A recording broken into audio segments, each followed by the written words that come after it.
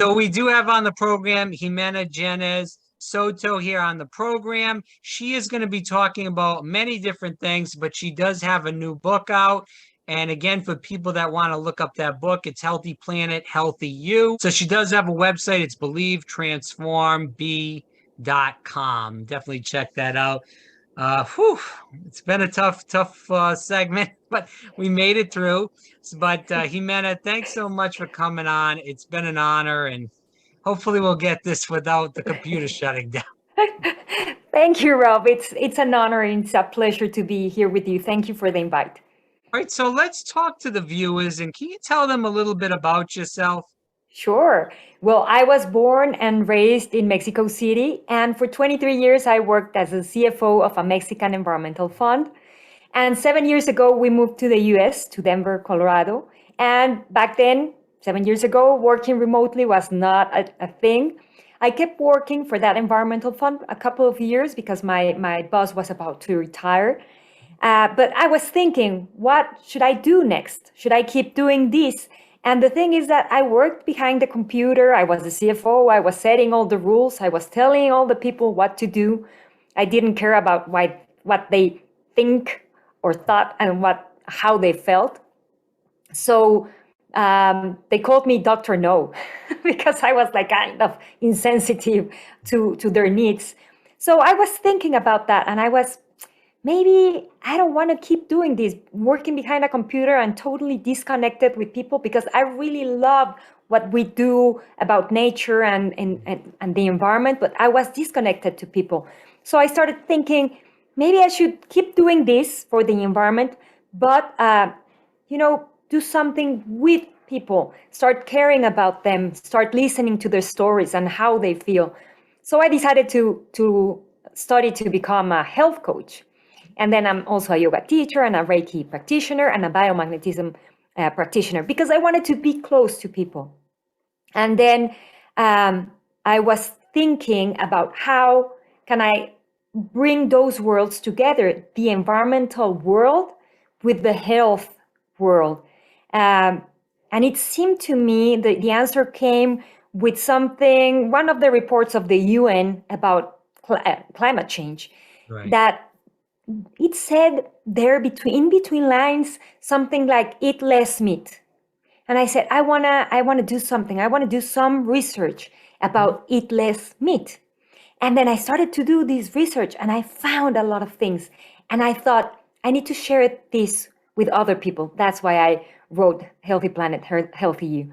And now I'm doing that. I'm trying to bring that knowledge to people through my book. I'm doing some talks too. I'm talking to teenagers and school kids about this, because I think the real force to be the change in climate change will be the kids, because the future is theirs, and they're the ones who have to do something about it.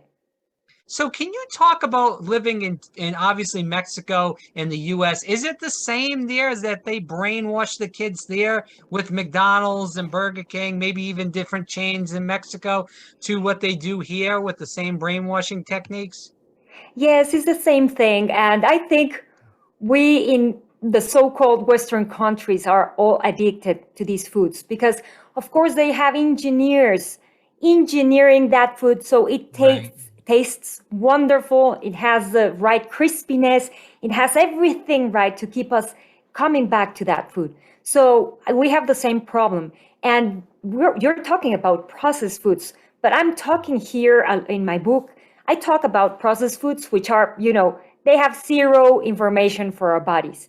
But I talk a lot about meat too, about animal protein, because we have been brainwashed about protein too. Because if I ask you, if I say the word protein, what comes to your mind?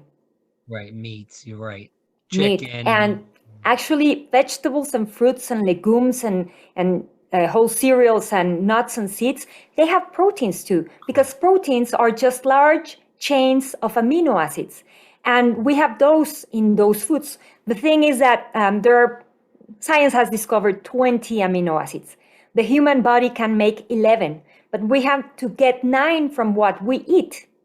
And of course, a complete protein, which is meat and cheese and chicken and fish, has all those 9 amino acids. But these other proteins, which are not complete, they are incomplete, which are fruits and vegetables, for example, they lack just one essential amino acid. And yeah, if we don't have all the essential amino acids, we won't be healthy. The good thing is that between family foods, like if you eat whole cereals and fruits, you can have all the 9 essential amino acids. So it's just a thing of complementing. It's called protein complementation, actually. So you can have the whole protein by combining different foods. So the thing about eating that much animal products is all the animals we have to have in order to supply that demand.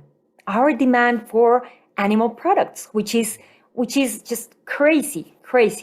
How does a person like me that's been eating meat my whole life, just kind of should I slowly go away from meat? Should I go fully? I feel like if you go fully, it's not going to last. Do you agree Yeah. with that?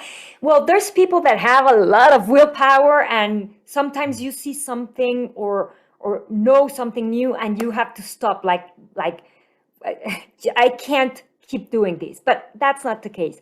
What I recommend is to go slowly. Maybe start with Meatless Monday, which is just a thing going on now, or switch your breakfast, instead of having eggs and bacon, switch it for a smoothie.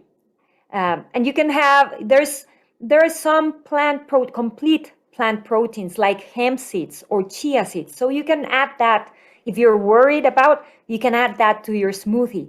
So what I say is go slowly. Just be mindful about what you're putting in your plate. And be mindful that if you make meat the centerpiece of your plate, you're leaving out a lot of things that have a lot of good information for your body, like fruits and vegetables, which are the best information for your body. They're rich in vitamins and minerals and fiber and antioxidants. So if your plate is just meat, you're leaving out that.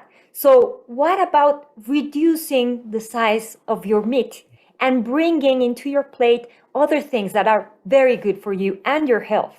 And there's a So you lot of can start with salt that. too in those meats, by the way. A lot of salt. Yeah, Not good. sometimes, yeah.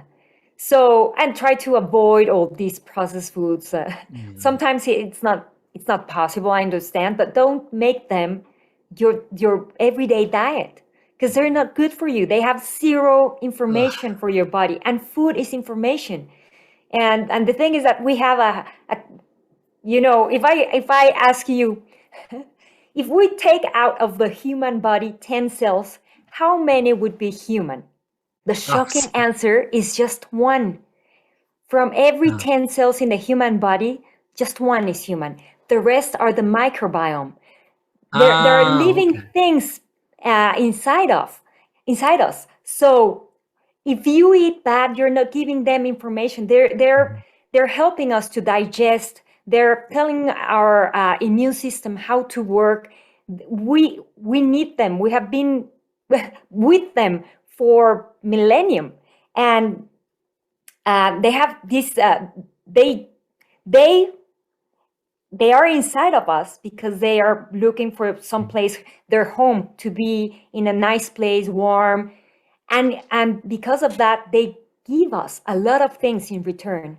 And one thing is that the food we eat needs to have information for them, because if they're healthy, we're going to be healthy. We're just 1%, we're just 10% humans, actually. The Oh. rest is the microbiome, bacteria, viruses, and fungi. We have all of those inside of us working for us. They need that information. So food is information for them. And if we eat processed foods, we're leaving them, we're killing them. And we need to take care of those beings too. Talk about the book and what do you push for in the book? A vegetarian, vegan, a diet?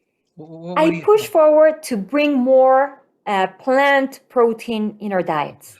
It could be vegan, you can go totally vegan. The thing with vegans is that they don't focus on health, they focus on animals. Yeah. So they could eat I don't know, processed foods, and that's a vegan diet. Oh, I didn't. Process, and that's vegan.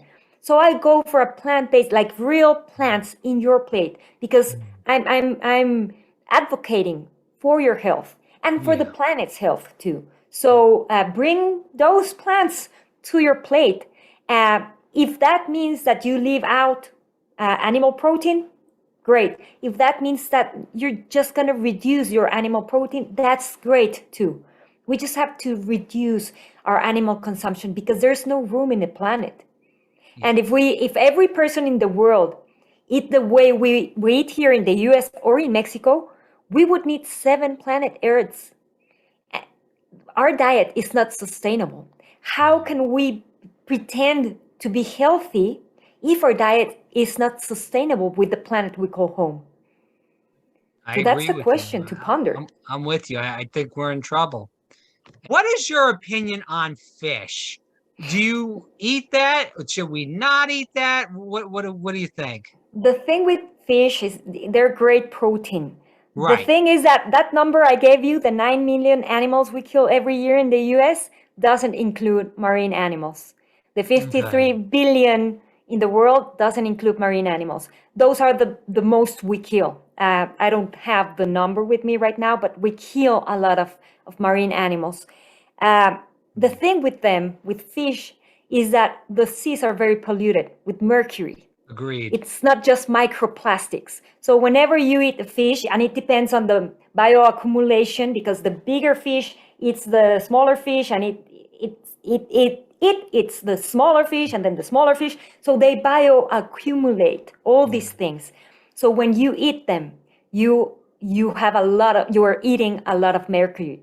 And there's no place in the sea where you could say this place is free of mercury. No, all the seas are polluted with that. So they're great protein, but the seas are very polluted. And if you tell me, well, I have a farm of fish, those fish are not eating what they're supposed to eat. We're feeding them pellets. The same we're feeding to cows and pigs. So those animals are actually sick.